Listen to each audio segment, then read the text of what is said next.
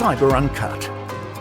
Discover the changing face of business, government and national security as Australia navigates the cyber revolution. Good morning, good afternoon, good evening. You are listening to the Cyber Uncut podcast brought to you by Cyber Daily. My name's David Hollingworth and I'm the editor of Cyber Daily. Editor? Deputy editor. I'm not Liam. One day. He's going to have me shot. And I'm joined by Bethany Alvaro. How are you? I'm good. How are you? How's your week? Long. We came second in trivia on Tuesday. Oh, okay. Yeah. Are you planning any offensive action against the people who came first so you can reign supreme properly? It's the same people that come first every week. Oh, hateful those Yeah, people. but there were just some really good questions. Normally we come last, but we came second Okay, cool. because there were some really good questions. Yeah. A lot of music ones, and like me and my friends, like all very musically. I had noticed. Yeah, I don't know if you could tell. You and Dan chat about the youth music. Yeah. There was a couple Cameron Winter and Geese questions, and they I'll pretend to know who they are. Yeah, they're really good. Yeah. Spotify Wrapped came out today as well. I don't use Spotify, but so what's your number one listened to song? I mean, my number one song was Knuckle Velvet by Ethel Cain. Ethel Cain I've heard of, and I think I've heard of that track, but I've not listened to it. Yeah. I love Ethel Cain. I'm one of those horrible people who has realised they've absolutely grown into their parent, who loves music from a very particular period, and very rarely discovers new music. I do. That's okay. Every now and then it becomes my personality for like a month. This one piece of new music. Yeah, I had Nowhere Man Soccer Mummy as well. Oh my god. Yes. Yes. Yeah. I had Nowhere Man by the Beatles as well. So you got both ends. I like it. Yeah. I love Nowhere Man. So speaking That's of not the Beatles. Soccer Mummy, I DJ'd in the weekend for the first time in like 2 years. You DJ'd? Of which, I do. I mean, look, it's not horrible, highly detailed track mixing and stuff like that. Although I try and do a bit of that. It's like playing music that people would like at a club or a party. Tough. So I hadn't done it for a couple of years, and went through all the rigmarole of realizing that Tidal had changed its licensing, so it didn't work with my DJ app. So I only managed to do some practice like 5 minutes before leaving the house to go DJ. Yeah. I was told it was one of the best sets I've done in years. So there you go. Yeah, working better under pressure. Yeah. Love Soccer But anyway, that's enough about our weekends and our musical thing. AI. There's been a little bit of discussion about AI this week, mostly because Australia now has its first national AI plan. Yes. As the resident AI expert, that's what we're calling you now, because we've been working on AI daily for a couple of weeks. I don't know. We'll see how that goes. Walk us through the plan. What's it all about? Yeah. So it was announced on Tuesday, and it's all about making AI beneficial to the whole Australian community, because as we talk about a lot, AI is everywhere now. And it's going to be everywhere for a long time. For good and for ill, yes. Yeah. So it's the government's sort of way of being like, this is how we make it good. And they had like a big focus on an AI-enabled economy. Yeah. So looking at the economic benefit that they can get from that. Industry and Science Minister Tim Ayres said that the National AI Plan is making sure technology serves Australians, not the other way around. Mm-hmm. So that's kind of, I think, the good centre point of it. In essence, the plan has its heart in the right place. I mean, he goes on to say this plan is focused on capturing the economic opportunities of AI, sharing the benefits broadly, and keeping Australians safe as technology evolves. I mean, that makes sense. Fair point. Guided by the plan, the government will ensure that AI delivers real and tangible benefits for all Australians. Also makes sense, but it's been a bit of backlash. Some people agree, some people don't. So what do you think about the plan? Look, I mean, I don't really know. I don't know, because I'm not super I love AI. You know what I mean? Like, that's not how I think at all. So you're not an AI bro or sis. Not at all. Yeah. So I'm sort of I think that we should try to be working away from it. But I think that, like I just said, it is going to be everywhere. So it's good that there are initiatives that are One of the big issues I've seen is that there's no legislated guardrails for it. Yeah, it's all the plan is It's just term a Trumpism. It's the idea of a plan. It's the concepts. More than anything concrete. Concepts of a plan. But it consists of three primary goals. The first, focusing on enhancing existing and future digital and physical AI infrastructure to uplift local capabilities and position Australia as a global tech leader. I believe that's your words entirely. Yeah. And the second, spreading the benefits of AI across everyone and all industries. And finally, focusing on keeping everyday Aussies safe. Yeah. But without legislation, how's that going to actually happen? Yeah. And you know what I find interesting as well? They mentioned in like the release about it that they were going to, oh my gosh, wait, where is it? It's here somewhere. I don't know where it is. But they were saying that they're going to make sure that it, benefits First Nations people, women, people with disabilities, and like people that are digitally illiterate. But I don't know how that's going to actually play out because it's the a great tech, it is literally just a plan. What have we got? A plan. How are you going to do it? I don't know. We'll work it out. It's the plan. That's the kind of and especially it feels like it's more of a vibe. Yeah, it's guys, we're going to love AI. vibe. Yeah, but I don't know. I feel like with that, mind you, $30 million worth of $30 million already gone to the AI Safety Institute, which I think we managed. That to talk was about last week. Yeah. So it's a lot of money. A lot of money. Here it is. In the 2024-2025 budget, the government said that they're going to spend $22.7 billion over the next 10 years to invest in Australia. The National AI Plan is a key segment of this investment. Great, you got a vibe. Yeah. A $22 million vibe with $22 billion. Yeah. It's casual. So, I mean, industry bodies have welcomed it. Some of the opposition parties, not so much. And we'll get more on that at the end of the podcast. But something I want to, in fact, Bethany and I both wanted to get forward is the MEAA's response to it. This is the Media, Entertainment and Arts Alliance, because this is the union we both belong to. Yes. I should probably disclose that for, possible bias reasons. Red flag. So they kind of, okay. Well, look, in principle, they like it, but also they want those guidelines. They want those safeguards in place. And it's a very fair criticism of it. Absolutely, it's just a lot of talking and not a lot of action, which seems to be a big trend with a lot. It is, but also, this is the same government that's currently, very soon about to implement its social media ban. You got a bunch of old white men and hanger-on women who aren't technologically savvy at all, trying to guide the technology future of the country. Yeah, and spending $100,000 on taxpayer money flights. Interesting. Yeah, I don't know. Look, I really do think Inman Grant has her heart in absolutely right place. She's doing everything that's required by her by the legislation that set up the eSafety Commission. Yeah. So I don't know. I don't like demonizing her. It's not. No, definitely not. But I don't know, $34,000 for flights and they weren't even first class. It's like, where's all that money going? You can kind of understand how people can get I don't know. Maybe she likes bottles of Glenfiddich down the aisle. Maybe. But back to anyway. MEAA. Their chief executive, Erin Madley, broadly positive in the initial response. The MEAA welcomes the comments by the minister, indicating the need to strengthen copyright and related regulation to guarantee workers fully benefit from AI developments, and we will continue to campaign for business and big tech to pay up. Bravo. However, what she called for is the need for comprehensive protections that would proactively mitigate against potential harms caused by AI, i.e. I-A-I. I-E. I-E. Why did I do that to my mouth just then? There we go. Yeah, cool. And that's making sure that we protect our artists and creative and writers and journalists from being, as I think I said in one of my articles, the rapacious AI bros. Ooh, that's good. Yeah, that's a good phrase. Rename them. And I've got to say, I kind of take the MEAA's stance. Yeah. By opting for voluntary guidelines, the government risks undermining copyright protections by exposing Australian creative and media workers to being squeezed out by cheap AI-generated replacements. Australians should have the right to choose human-made creative work over AI-generated material. Yeah.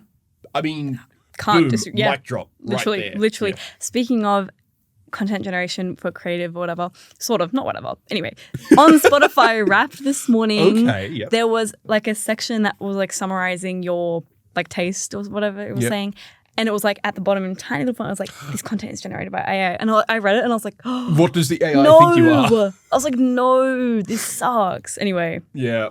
I look, like a lot of people here at Momentum and wider in the industry, I make use of ChatGPT. The Guardian and a whole lot of other media outlets have now signed, deals with OpenAI. Yeah. And it's one of those technologies where you kind of need to use it to stay up with it. Well, yeah. But having used it for about a couple of years now. A couple of years? Yeah. How long has it been? I feel like I don't know. How old are you? No, it's been around for, look, we're at ChatGPT 5 now. True, so consider I feel like I only started hearing about it, maybe second year of uni. Yeah. Which was which is no bad thing, honestly. Yeah. But yeah, so having used it for a while, thought I would. I think we mentioned this before. I thought I'd ask it what it thought of me.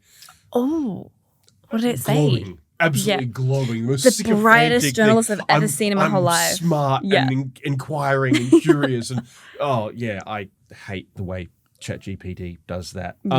Yeah. But regardless, it is here to stay. We just need to make sure it's used well. That all of AI is used well, especially when it comes to art, writing, all the things. Anything creative, anything that comes from a person in their mind. I saw a fantastic little meme, I guess, being shared around. Someone complaining about they find engineering prompts to be really, really difficult. What he wants is a button to make prompts for him and then put that in the AI. So basically, everything they is want automated. nothing to do with it. Just go, oh, good prompt. Make that one. Excellent. Now I have a song I like. Yeah. And my buddy in Christ, that's not the creative process. Yeah. Yeah. I feel like, it's going to be very interesting, I think, in the next 20 years, in a bit of a longer time period to see how the arts and music and writing goes. It's quite interesting. There is one of my favorite music documentaries is the Foo Fighters frontman. That guy. Dave Grohl. You know, Dave Grohl, yeah, him. And it's about him getting a hold of his favorite mixing desk from a classic ancient studio. Yeah. This mixing desk was used for bands for 10, 20, 30 years. Yeah. Longer, actually. And so what he wanted to do was get in a bunch of his muso buddies to make music on this mixing desk in his studio. And he does a track with Trent Reznor and and the front man from absolute Stone Temple Pilots. Queens of the Stone Age. Queens of the Stone Age. Yeah. Who I find kind of boring in a vaguely vanilla, boringly attractive way. But what Trent Reznor has to say is he says, hey, there's been a proliferation of really great electronic production apps that anyone can now pick up and use. Has it made more music and better music? No, he says, and I'm like, okay. And I think AI is exactly the same. Will we get anything better than can be produced by a great top flight musician? No. Will we get something which is broadly popular that might fly on Spotify? Yeah, sure, probably. But then I think that's where it becomes a question of your personal values with media and music and all that kind of thing. So yes, on that remarkably eclectic note, I think we'll go for a short break and then come back with some things cybersecurity. And welcome back. You're listening to Cyber Uncut. I'm joined by Bethany. And I am David. Excellent. Cool. It's like Dan is still here. All right. So let's get into cybersecurity. We'll talk some crimes at the end of this segment, but for now, let's kick off with, as my notes actually come up, I have so many tabs open on my laptop. It's just not funny. It is struggling. Sorry, I should have laughed. So this one, as I said to Bethany when I suggested it, or when we were talking about it, I think it's absolutely valid and part of something we should talk about. Is it cyber? I don't think so. Is it harms caused by technology? Yes. And is it something to bring into the light? 100%. Yeah. And speaking of e-safety, e-safety has recently targeted, of all things, and this might sound weird to begin with, smart cars. What has Imran Grant got against a Tesla? Well, not what you think. She called them an asset that's crucial for escape. She said of them, an asset that's crucial for escape is being used as a mechanism to trap and control because domestic abusers are taking advantage of it. Yeah. Yeah.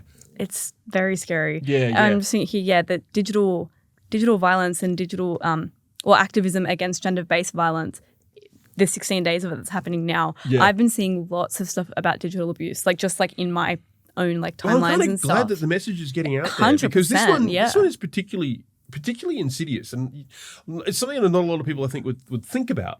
Yeah, but basically, which you shouldn't have to think about. If you've got a family car that you and your partner are using, and your partner has become or is abusive, they have access to the car and all of its records, GPS, tracking data, all kinds of stuff. They can lock you in the car if they so choose. True, yeah. Yeah, all kinds of... And even trying to change ownership of a vehicle, if a relationship has gone that far, is difficult because you need the input from the other co-owner of the vehicle. True, yeah. Yeah, so this is what Immigrant had to say earlier this week. More Australians are buying cars that can connect to the internet and other smart devices, but domestic violence abusers can exploit these modern features to spy on and gaslight their partners. Through our service, we're hearing of cases where abusers access trip histories to keep tabs on a partner's movements, remotely lock doors, or change the heating to intimidate them. Oh my God. It's kind of horrific, isn't it? Yeah. Jeez. And use kill switches to prevent them from traveling beyond certain distances. So I'm getting away from you. I'm leaving a mile later. Why am I using a mile? I'm Australian. 2 kilometers later. Yeah. And the car just stops. Is that like a feature that those cars have? Yeah, yeah. Wow. I have my little old Suzuki Swift that I got I'm when guessing I it's was somewhat of a dumb 16. car. Yeah, I Yeah. love my car. But no, this is something which I think is very, very important. And, Yes, and yeah. it's one of those areas where technology is great, but we haven't thought about the implications of how this stuff can be used. Yeah, when it's just like so pervasive in And everything. it goes back to what we're talking about with AI as well, Yeah. right? Like it's AI and chatbots and large language models is largely a neutral technology, like a firearm. yeah. It doesn't Until care what you it's do with not. it, but you can do whatever you want with it, whether Yeah. it's target shooting or Yeah. something far, far grimmer. Yeah. At the launch, Tanya Plibersek was at the launch, our social services minister, and she called technology-facilitated abuse one of the greatest and rapidly evolving challenges in tackling domestic, family, and sexual violence. Because we've also seen things like, little tracking tags you can put in your key ring. AirTags. Yeah. Abusers can take one of those, Put it anywhere. slip it in your handbag, Yeah. and then they can track you wherever you are. It's so scary. It's just, yeah. Yeah. When a woman seeking help arrives at a shelter, often the first thing that happens is a thorough check of their phone, car, smartwatch, and personal belongings to identify and destroy tracking devices and software. Wow. Yeah. It's, There's commercially available spyware out there. yeah. Yeah. And Drones. You know how quickly you can buy drones? And I fly hadn't them even thought whoever. of drones. Like, Yeah. Now I'm going to be looking up in the sky. Like, oh my God. Yeah. As Plibersek said, the weaponization of technology by perpetrators requires new thinking and approaches. It's a new frontier that we have to tackle. Yeah. I mean, it sucks that it's something that you have to consider, but it's good that it's getting the coverage and people are being more aware about it now, and hopefully that can, Absolutely. help some people out. But no, it's something that I found really quite fascinating. Yeah. Is that, but the government's aware of it and trying to tackle it. Now, on the other side of that is we've seen how the government's tried to tackle other issues. Yeah. Social media bans, the lack of proper legislated AI guidelines. Yeah. So we hope they can handle this one a little bit better. Yeah. Yeah. I don't know. We'll see. We'll see when the numbers. The proof you know, is in the technology pudding, as Yeah. they say. No one said that. I just said that myself. coin it now. Copyright it. Now, speaking of the social media ban, Yes.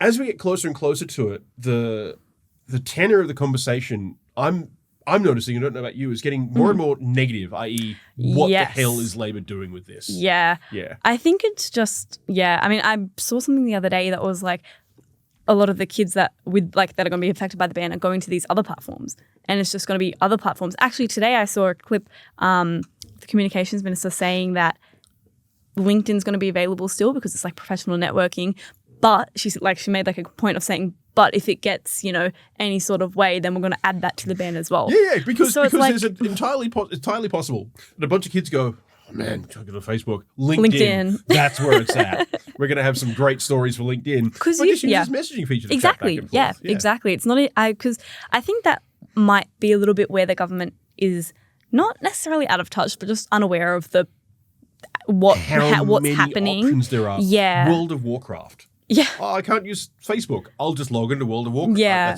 but it's even like, because I feel like Any their game with a chat focus, feature becomes a social media exactly. A platform. lot of the focus is on algorithms and making sure the content isn't being fed. But I think, personally for me, I think that the bigger issue is the messaging and the fact that you can if you're at school and you're getting bullied, you go home and you can't even escape it. And it's going to be the same with this ban. I don't know how effective it's going to be. I think it's a good thing, but I don't know. I've already seen a bunch of parents basically going, my kids absolutely rely on social media to be in contact with their friends and their social groups.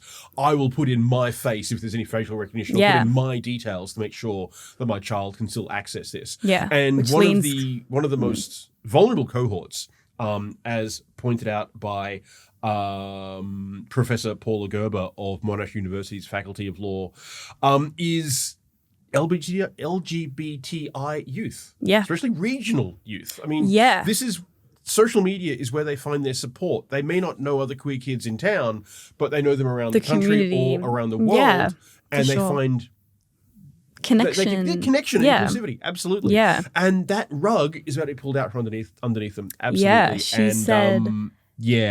I don't like it. I don't like it at all. She said, for queer youth, the ban may reduce the immediate risks associated with social media, such as exposure to homophobic or transphobic cyberbullying, harmful content, and predatory behaviours. However, this positive impact is contingent on the availability of strong, supportive offline communities and resources.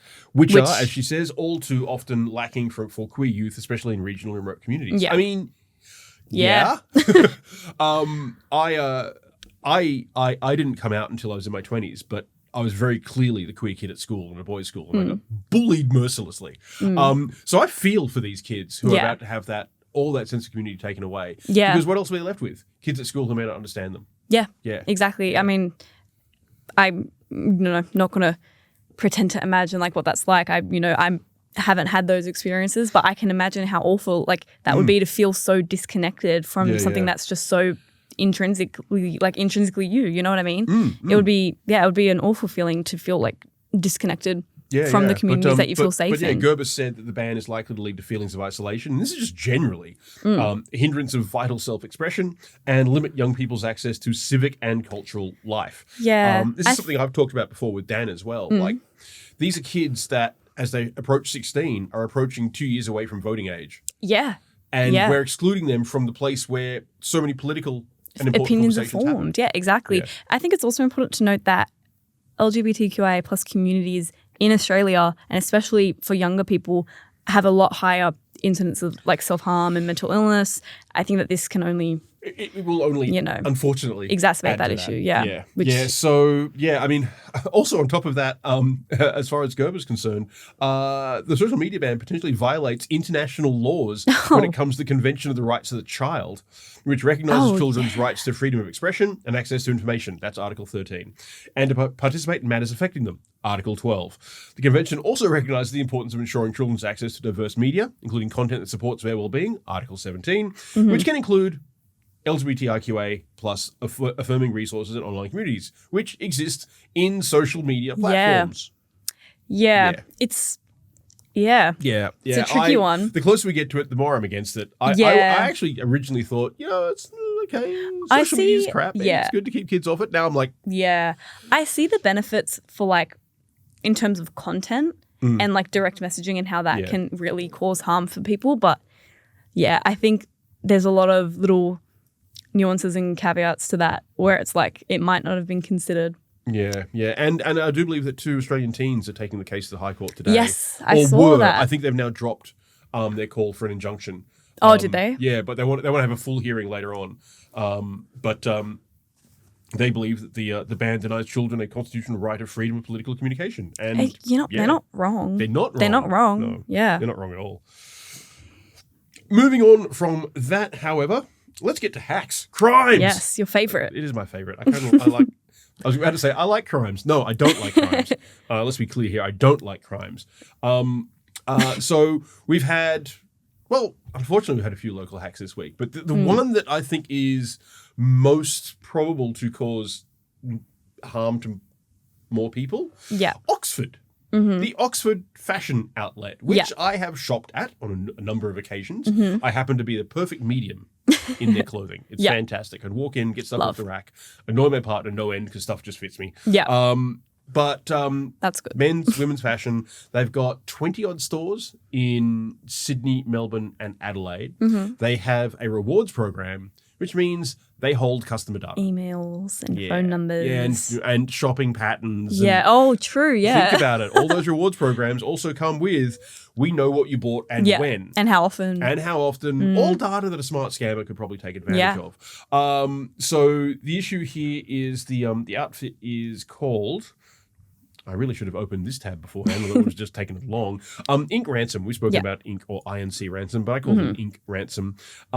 They claimed earlier this week to have successfully hacked Oxford's network. Didn't say too much about it, but then in a later update, they're now claiming to have customer data, HR data, financial data, all kinds of stuff. I mean, maybe they do. We don't know at this point. And unfortunately, Oxford has not spoken to us about this one. Oh, really? Yeah. Fun little story. I don't often do this, but I found this response today particularly galling. I've become really passionate about crisis communications, how you handle an incident while it's happening. Yeah. And so I called up the number they gave for their head office, and it clearly got through to a call center. Said, hey, I would like to talk to someone about this. We can't transfer you. Oh, okay. Oh, wow. Well, what's the best way for a journalist to contact someone about this very important incident? I'll just use the sales address on the website, which, of course, I've not received. Yeah. Wow. I kind of feel bad about it, but I've been unable if you to contact the company entirely. Yeah. Interesting. Yeah, Wow. yeah. It's a little disappointing. But anyway, Ink Ransom is claiming to have 111 gigabytes of data. I mean, it's not the largest amount I've seen, but you could fit a good lot amount. of emails inside. Good amount. 111 gigabytes of data. And it looks like they'll be publishing that data on December 6th.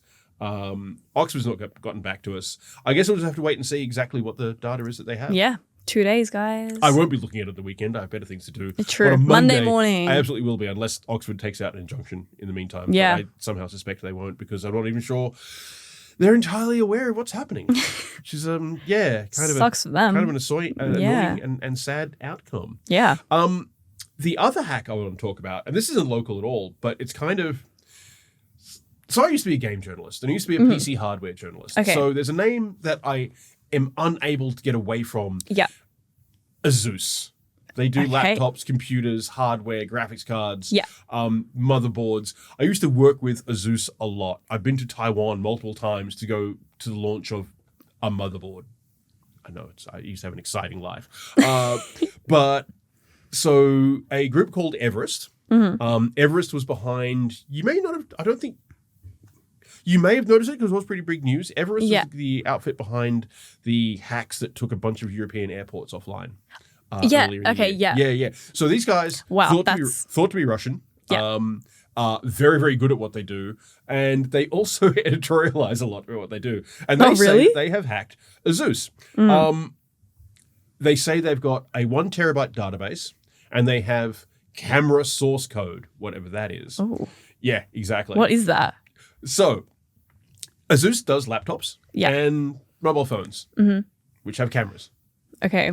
They've gotten some of the code for that. I'm not sure what you So does that mean that you can get into the camera? I don't know. And it's possible, and I had not even thought of that. Maybe they can email us and get clarified for comment. Exactly, yeah. But Asus has responded to this one, in fact, not in any great depth, because one, they're a very large Taiwanese company and they play their cards close to their chest. But two, they're probably trying to work out exactly what's happening. Yeah. They've said an Asus supplier was hacked. So it's a third-party hack. So that means it's not a hack of Asus directly. It's one of their partners. Yeah. But probably holds a lot of data. Yeah.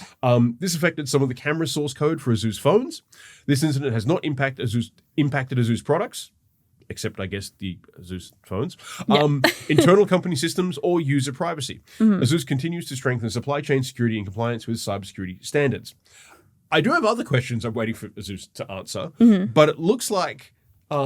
these hackers have gotten inside this third party and gotten a whole bunch of data from at least 2 companies that Asus works with. Arcsoft? Yeah, Arcsoft and Qualcomm, according to what the hackers said. And the hackers have now listed like everything that they have. And I'm pretty sure we could put this to music. Okay. Binary segmentation modules, source code and patches, RAM dumps and memory logs, AI models and weights. It's like that, these are a few of my favorite things. OEM internal tools and firmware, test videos, calibration and dual camera data, image data sets, crash logs and debug reports, evaluation and performance reports, HDR fusion, post-processing data, test APKs, experimental apps, scripts and automation, small config binary calibration files. I need to go to my doctor to get my asthma looked at, apparently. They must have a whole comms team. What, the hackers? Yeah. Oh, yeah, it's wild the way these guys operate. So Ink Ransom in particular, and Everest, who they use a very similar leak site, which makes me think that they're linked in some way, that there might be some You should be a detective. Back and forth between them. Investigative journalist. Well, that's exactly what this is. Yeah. It's crime journalism. Yeah. It's investigative journalism, but criminal? No, it's not criminal. It's crime reporting, not criminal. Yes. Yes. Clarify that one. Absolutely not a criminal. Yeah. Most of the time. But yeah, so I guess we'll wait and see exactly what Azus says. Yeah. And again, we'll wait and see exactly the nature of this data, because it's not unheard of for hackers to amplify what they have. This is going to bring down a company. Yeah. No, it's not. It's a couple of receipts, mate. It's fine. No, just chill. Until the one time that it maybe does. Yeah.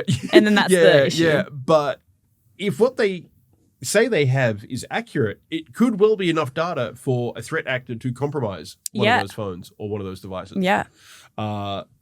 Wait and see, I guess. Hopefully we'll hear more from Azus in the coming days. And having knocked off the cyber and crimes part of the podcast, we'll take a short break and we'll be back with some more National AI Plan responses and some gaming news. Your why not? favorite. Yeah. And we'll be back shortly. Welcome back to Cyber Uncut. I'm joined by Bethany. I am David. You should know who we are by now, don't you? Please. All right. Now we're going to try and get some good news. Yes. We're going to fail on the good news front initially. Yeah, fail it first and then end on it. Yeah, exactly. We thought we'd go back to some of the responses to the National AI plan because they're broad. Let's talk about some of the positive ones. Yeah. So Bethany, over to you. I really like, can I just say, I really like how you structured this with the good, the bad, the ugly. I do it every now and then. I really do like that. I like felt that. smugly pleased with that one. Yeah, great movie. So we're looking at the good. This is the good. The good news. Yeah. Digi, is that how you say it? D-I-G-I? Is that, Digi. do they pronounce it as Digi? as well? They probably do D-I-G-I, but Digi I think is fine. Yeah.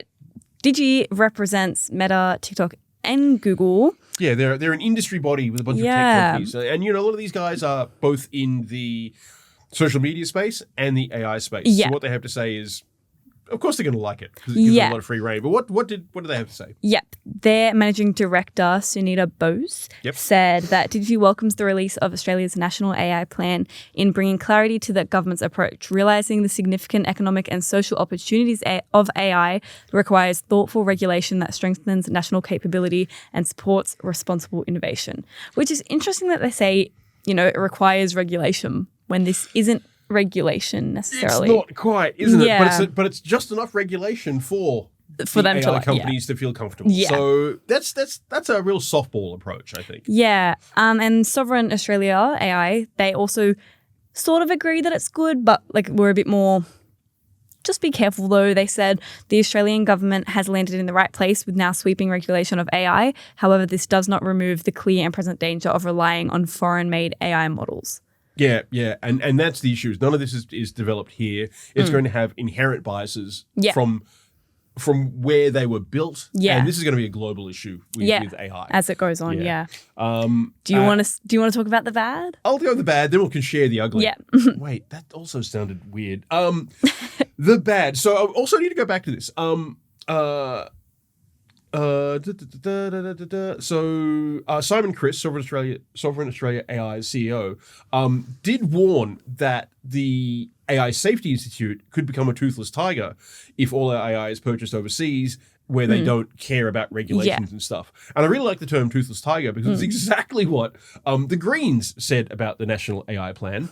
David Shoebridge, who is their digital rights and IT spokesperson, said Labor has delivered another toothless tiger with their version of an AI Safety Institute. We've seen this before with a NAC, where there are big promises, no bite. The plan betrays us all by abandoning AI guardrails under the guise of a delay and choosing corporate profits over community rights. Absolutely not pulling any punches. He said that the government's decision to open the floodgates to unregulated AI agents while banning kids from social media at the same time is cooked. He's really... Yeah. He's preaching to the youth there with that one.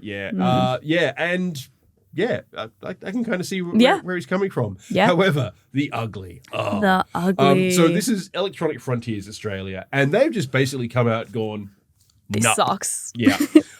So this is what John Payne, the EFA chair, said. The early signals are clear. Many people are unaware that this big tech and big business friendly light touch approach to regulation was also used in the implementation of the national privacy principles made under the Federal Privacy Act back in 2000. Go on, Bethany.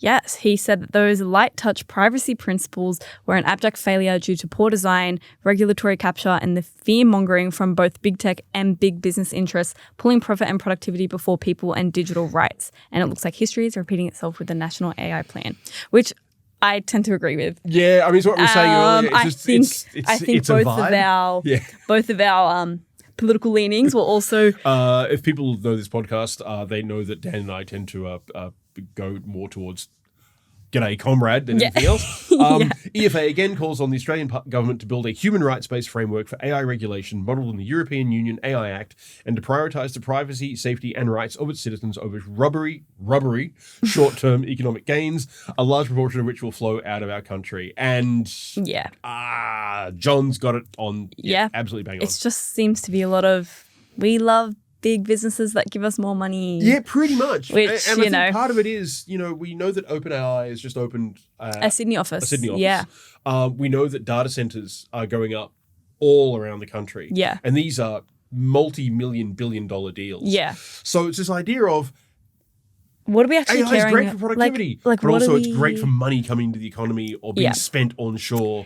And if there's projects onshore, that means jobs onshore. Yeah. It's kind of like the way the military industrial complex works, where it's not about building the best boat. It's about making sure there are a lot of jobs at a factory that may or may not end up building the best boat. Yeah. Like 9 times out of 10, history teaches that it will not end up with the best boat being built. There's a lot of B's in that sentence. But no, I think we both agree with John that more can be done. More can be done. Speaking about more can be done, the UK is trying to set itself up and set up a lot of its allied nations as being perfectly placed to upskill and create a cybersecurity workforce. Cybersecurity has a workforce challenge. I keep using words that I have issues with. I don't know why.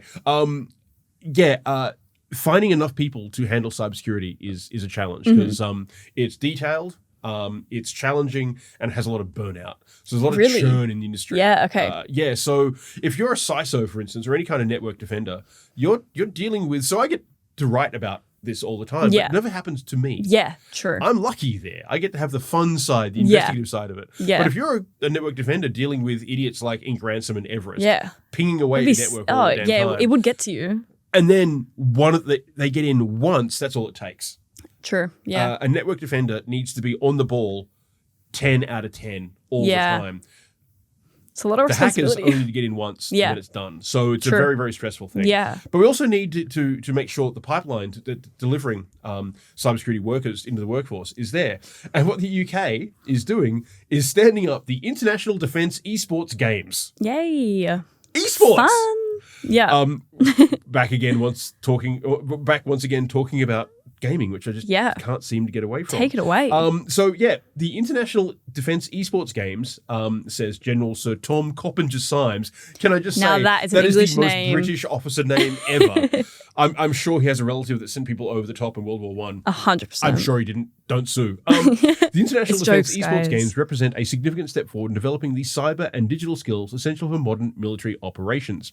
Lessons from conflicts, including Ukraine, have demonstrated the real-world value of gaming technology in training drone operators and enhancing cyber capabilities. IDEG, I think it's IDEG, will strengthen our warfighting readiness while building crucial partnerships with allied nations who share our commitment to technological innovation in defence. Now, they're standing up these games for 2026, the first time they'll do it. And you know who wants a second set of games? Australia. There you go. We could host the second International Defence Esports Games in 2027. And I got to tell you, well, I remember saying when I left gaming, I never want to go to another esports event. You know what? I lied. I want to go to that one. That sounds fun. I'm kind of into that. Yeah, I want to go to that. Yeah, so there's nations like UK, Canada, Poland will be competing. I think it's fantastic. Yeah. Gaming is a really interesting crucible for training people to make to be capable of making certain kinds of decisions. Yeah. I think we mentioned in the aviation podcast this week or recently that air traffic control people are using are looking for at gamers as possible pathways to recruitment. Because if you're an RTS gamer, a real-time strategy gamer, you are familiar with balancing working quick, multiple actions a minute. Yeah. Different things on the virtual tabletop that you're moving Yeah. around. It's all about coordinating things, Yeah, right? I think this is a very good approach to the new technological landscape. It's a bit more. Yeah. I think it's great. Yeah. And when you think about it, my understanding of dealing with a network intrusion as it happens, you can easily gamify that. Yeah. Yeah. I mean, you're looking Anything for an can be really. Yeah. Yeah. I'm all about it. Yeah. Very cool. I saw a fantastic YouTube recently. One of my favorite YouTubers is an Aussie guy called Perun, and he does defense stuff. Okay. And he was talking about just throwaway reference on people using game controllers because it's known. Yeah. Yeah, so I just think that's really interesting. 40 nations will be taking part. Hopefully Australia hosting in 2027. And I can't wait to go to the event when it comes here. Yeah, I want to be there Hopefully too. we both can. Yeah. Yeah, that'd be great. Anyway, I think that's it for the week. We'll be back next week. Thank you for listening to Cyber Uncut. I'm David Hollingworth, and you have been... I'm Bethany Alvaro. And will continue to be, I imagine, Bethany Alvaro. Hopefully, yeah. I'll be David Hollingworth for most of the time moving ahead. You can find us on Cyber Daily. You can find Bethany on AI Daily as well, and Defence Connect, and the aviation website. I always get the name wrong. Every now and then, Australian Aviation. That's the one. Thank you. Yeah. I keep calling it Aviation Australia, which is a completely different entity because I'm an idiot. You can catch us on various social medias. You can sign up to our various newsletters, and we'll be back next week. Yeah. See ya. Bye.